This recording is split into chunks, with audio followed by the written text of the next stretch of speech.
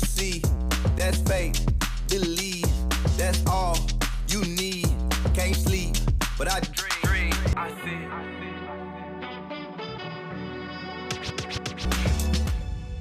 So, Mr. Knowles, first and foremost, thank you for speaking with me for a couple of minutes. I appreciate it. I do want to ask you first how you are doing. I know you were diagnosed with male breast cancer just about 5-6 years ago. Yeah, you're right. It was almost to the day 6 years ago.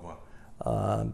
That's why I'm here. We have this amazing medical center, as you know, and so I just went and spent a whole day MRI and blood work, and I'm doing just fine. I'm very grateful for where I am and giving back. I'm the global ambassador for Zero Prostate Cancer and a global ambassador for 23andMe, bringing awareness, especially to Black and brown people of color, and especially men. Yeah. Yeah, when you announced this diagnosis, I imagine it was a shock for some, because some people didn't even know that men could get breast cancer. Yeah. So I imagine that has been really part of your push to make sure people understand men can get this as well. Yeah, and you know, 1 in 8 women in their lifetime will be diagnosed with breast cancer. 22,000 men worldwide every year.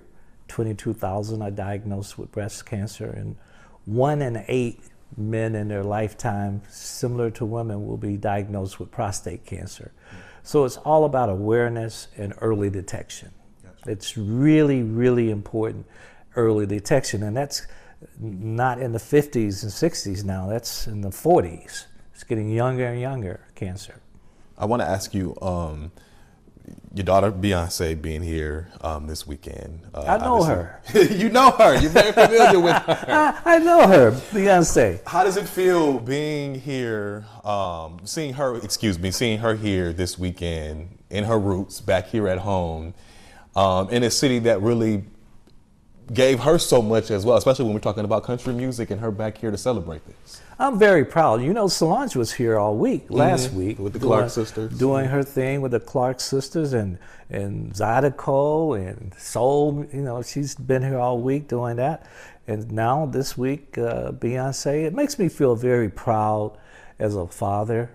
It makes me very proud as a manager. And to say that I actually played a major role in the strategy of their career. Yeah. And now they're reaping the benefits of that. So it makes me very proud of both. When it comes to country music, how ingrained was that in your children growing up?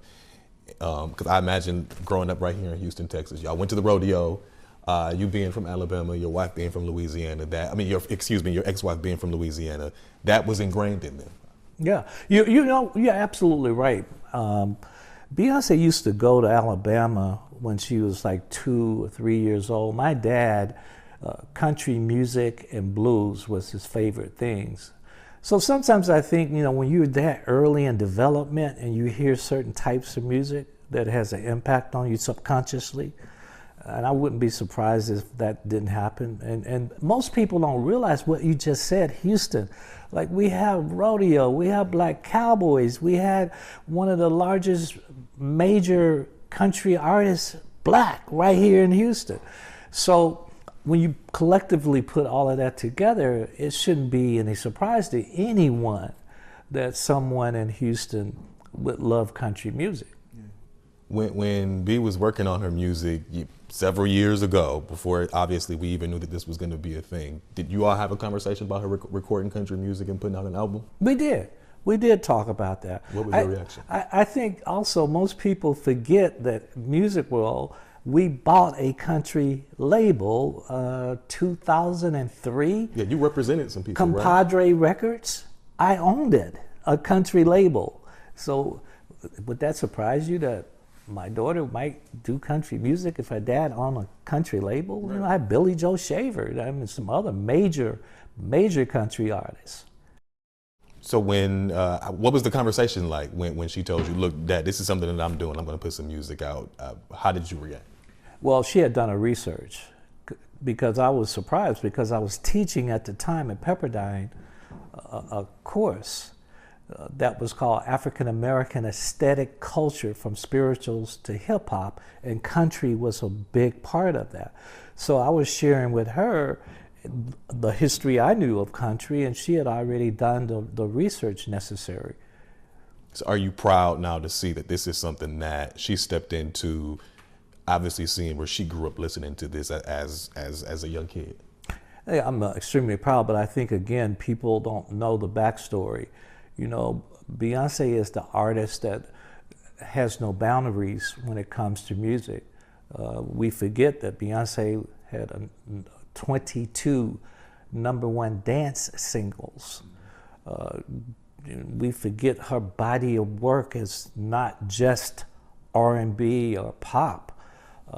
So when you look at the body of work, I wouldn't be surprised if one day she does another genre of music. And I was just talking earlier that how today music and all the genres are coming together. You're having rock and rap and country and spirituals and gospel. Music is meshing together in the world we live in today. Yeah, and you talked about how she did her research, and there are so many people who may not realize that country music, a lot of the roots started with us, with Black people. Well, that's the class that I taught was really based on one of my books, The Emancipation of Slaves Through Music. When the slaves got off of that slave ship, there was a specific instrument called akonting, Akounting, which is really the big first banjo.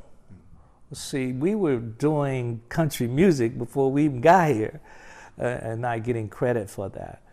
Just like Sister Rosetta Tharpe should be credited for rock and roll. Yeah. Because she's the one that, how she played the guitar. There's a lot of things, no surprise, that Black folks don't get credit for in many areas, not just music, but specific. Most people don't know that the Ford Bailey, brother that was born a slave, the Ford Bailey was the first 7 performances at the Grand Ole Opry, was a Black man playing a harmonica, the Ford Bailey. So people just don't know the history of Black folks in country music.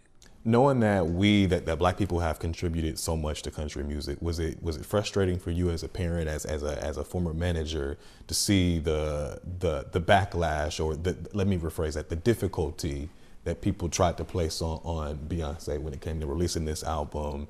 Her not even at one point even nominated for any CMAs at one point. Was that frustrating? That was frustrating. That would be, and disappointed. I was disappointed that still in a world that we live in, that people wouldn't see growth and change that's happening in America.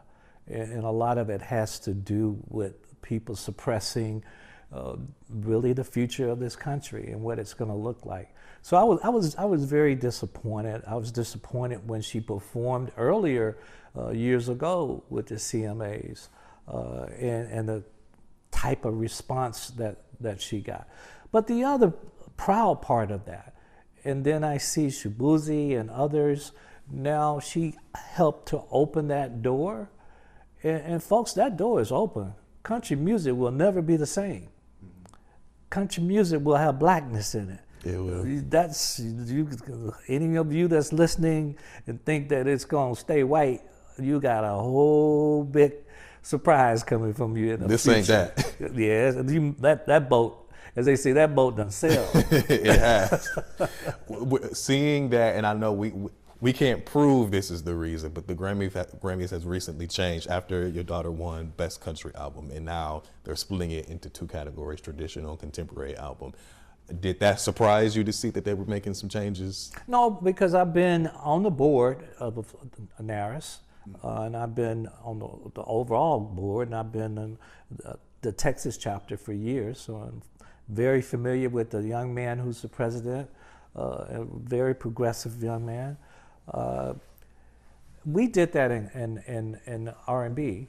There's traditional R&B and contemporary R&B, so that's no surprise. It should have been that. It should be contemporary and traditional, and you give more opportunities And so I'm not. I'm glad they did that. Quite frankly, it'll give more opportunities. What are you hoping to see moving forward when it comes to country music and making more room for us, for Black people? Yeah, I think you'll begin to see and hear rather the sound, especially in the contemporary space. You know, the sound will change and be more modern. And the same thing happened to gospel. You got traditional gospel, you got contemporary gospel.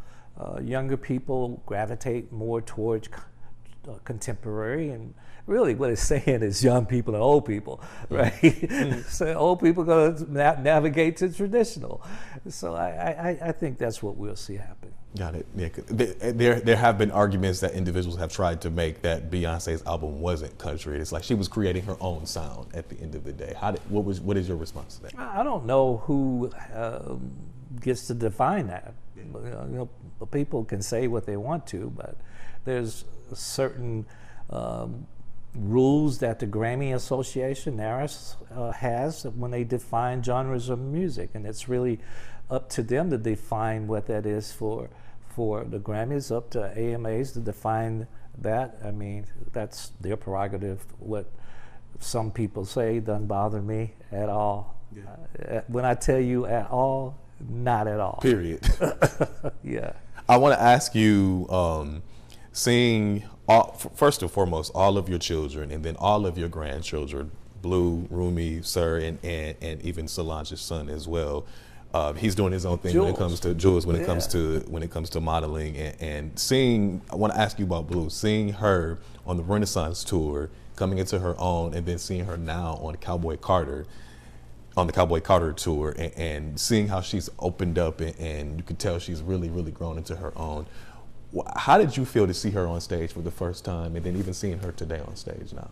Well, I'm happy for her that she's finding her way, and she's young. She's starting out the same exact age that her mother did.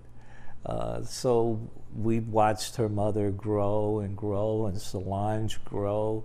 And I think it's just part of our DNA, you know, the DNA of the Knowles family. You know, for example, my grandfather was an entrepreneur. My parents were entrepreneurs. I'm an entrepreneur. Beyoncé, Solange, Jules, and Rumi, Sir, and Blue Ivy. Well, I think it's a DNA of our family. When I wrote my first book, The DNA of Achievers, it's so not happenstance. You know, our family has a certain DNA that we've really worked hard to accomplish things.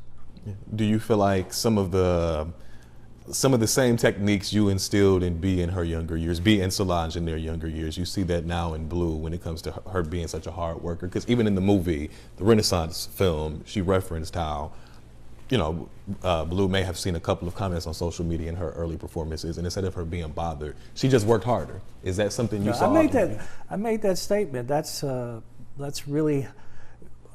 I think I was in London, and she had performed her first time.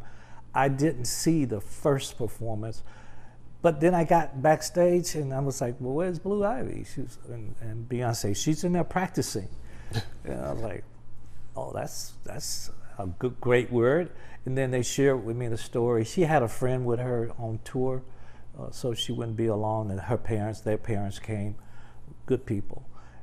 But the young lady made a comment on social media, and Blue Ivy took the challenge that I'll show you. But she realized, and realizing more and more, greatness requires passion and tremendous work ethics. And she's doing both of those. She's very passionate about what she's doing, and she's realizing, and will realize even more as she gets older, the tremendous amount of work that has to be done to be really great at this. Yeah, you spoke on entrepreneurship. Your ancestors, your people being entrepreneurs, you being one, Beyonce being one, Solange being one. Obviously, and it continues even on after that. Even Beyonce having Sir Davis, and I know that was named after your grandfather, her great-grandfather. Right. What is that you instill in your children and hoping they instill in their children to be successful as an entrepreneur? Great question. It's the thing, that one word, passion. I always wanted them, and my former wife, we wanted them to find that one thing that excited them. And she's an entrepreneur too, as well. Exactly. Yeah. The thing that excited them, the thing that they would go to bed at night and dream about, wake up in the morning and couldn't wait. And it didn't matter to me what it was. I always jokingly would say, if Beyoncé and Solange wanted to be doctors, I would encourage them to go to med school, but when they graduated, I would have bought a hospital. And that's just the way we think. So the music industry was their passion. That's not what I wanted them to be. I just wanted them to find their passion, whatever that was, doctor, attorney, I didn't care. So that's the number one thing, is finding that passion. Because when you find it, what coexists with that is work ethics. And when you live your passion, you never work a day in your life, because it's enjoyable, it's intentionality, it's fun. And so some kids, I always said, if I had to tell them to go to practice, then it's a hobby, and that's okay. I've never had to tell Beyoncé and Solange to go to practice. They were bugging me, like, tomorrow at 8 o'clock, we gotta be at practice. And that's how you know, that's their passion. I've seen interviews where you have made it clear you did not push them into music, into show business. That was something that they wanted. Do you think that is really a key as a parent, to not push and urge your child, let them do them? I teach at university level for 25 years. I have students who parents destroyed them because they wanted them to be exactly what they were. And now, years later, they tried that and were miserable. And now they're pursuing their real passion. And so for all the parents out there, please give your kids the tools to see what their passion is, and then support that. And once you see that that's their passion, then support that. So I know your family as a whole can often face a lot of public scrutiny, and some of that comes with obviously being in the music business. How do you all balance that? And even looking at, for example, both of your children, and Beyonce, not even, I know she does not respond. She just lets it be what it's going to be. A lot of times, I'm not sure if you know, on social media, you have a brand actually on social media, and people that you train have a brand out of the Matthew Knowles School of Media Training. Do you feel like you instilled that in Beyonce? Don't even respond. Don't even worry about it. Just keep working. Oh yeah. I don't think either one of them really read a lot of social media at all. I know for years Beyonce didn't do any interviews. That's part of artist development. Is understanding media. One of my 5 books I've written is PR in a digital age and public relations. So you can manage that stuff. And so most people that I know, they just simply don't read it. They message what they want, and they leave it right there. And then they have people that also manage it for them. So I don't pay any attention. Look, controversy is what we sign up for, right? And controversy is what sells. And so you don't want, I never forget, you bring up a good point, when Destiny's Child was just beginning, and we just couldn't get any interviews. No was like #1 on the charts, we just couldn't get any interviews. And I never forget this writer saying to me, Mr. Knowles, the girls are just too clean. They have no controversy. They don't ever get in trouble. They don't do bad stuff. It's boring to write. And so you understand what this is all about. And as you've been at it for a long time, you use it to your advantage, the knowledge that you've learned. One more thing back to country music. In the beginning of the Cowboy Carter tour, Beyonce has a graphic that says, "Never ask permission for something that already belongs to you." And I imagine she's referencing, for example, country music, how it already belonged to us, and it seems like other people took it, and now we have to ask for permission back. Is that how you would take that, or how do you feel that means? You know, we live in multiple cities, and in our California home, in my office, on my desk, are 4 books stacked together, and they say, don't ask for permission, ask for forgiveness. So that's been a motto that, you know, my company, our family have lived, you know, don't ask permission, ask for forgiveness. Sometimes you have to think outside of the box and make things happen. And hopefully they'll be for the best. Sometimes you make a mistake and you have to ask forgiveness for it. But I don't think she's of the mind that she's got to ask permission how to create. She's a creator, she's an artist. I don't think you have to ask permission how I paint. Got it. Okay. Mr. Knowles, thank you for your time here today. Thank you. I really appreciate I'm proud of you. I hear you got a #1 show. Thank you. That requires a lot of hard work in a team, so I'm very proud of you. And thank you for giving me this opportunity just to talk to a city that I'm very proud of. I've been here since 1976, and Houston proud. Yeah. Thank you. Appreciate it. You see, that's fate. Believe.